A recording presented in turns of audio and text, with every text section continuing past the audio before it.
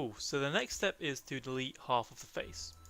So go to Editable Mesh, click the Vertices button, and select the vertices that you want to delete. So for us, obviously we're deleting half the face, so we've got to more or less remove the side we don't want.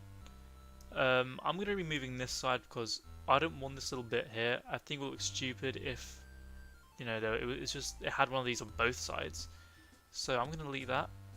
As you can see, we're left with more or less half face, and then they're going to quickly clean up the ones that needed to be deleted really.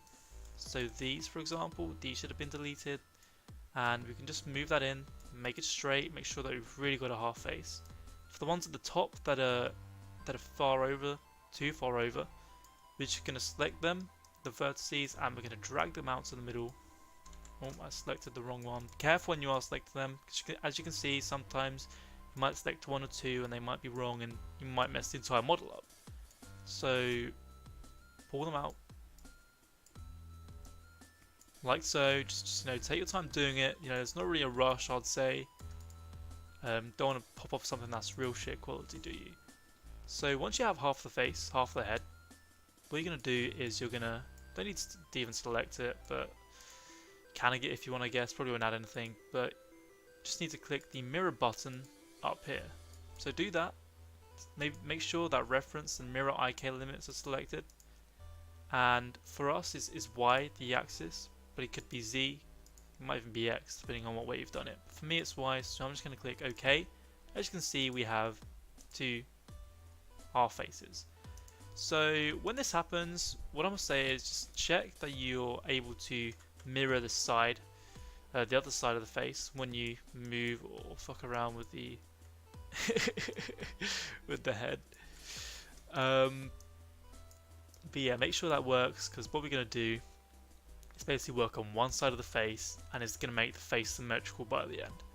That way you only have to UVW map one side, you don't have to keep going back and forth to make sure it's working right. So once you've done that, you know, the face might be in like that, or it might be way too far in, so just select it all, select all the vertices and move it over. Try to make sure that you don't have any line in the middle, because you know, obviously you want to see what the face would look like connected. But if it is, say for whatever reason there's a little gap here, what we're going to do is just pull it over just like that. And at the back here you can see that for whatever reason this is too far over, so we're going to pull it back in and make it look a bit better, make it look like it's connected. So that's more or less the action for this video. So the next video we're actually going to start applying textures in Photoshop, or from Photoshop, so get ready for that. Make sure you have the textures ready like I stated in the last video. You can find those in TXT Workshop. Scroll through, grab the ones that you like the look of, and just put them in a file, and we'll try to get them to work. So yeah, I'll see you guys in the next video.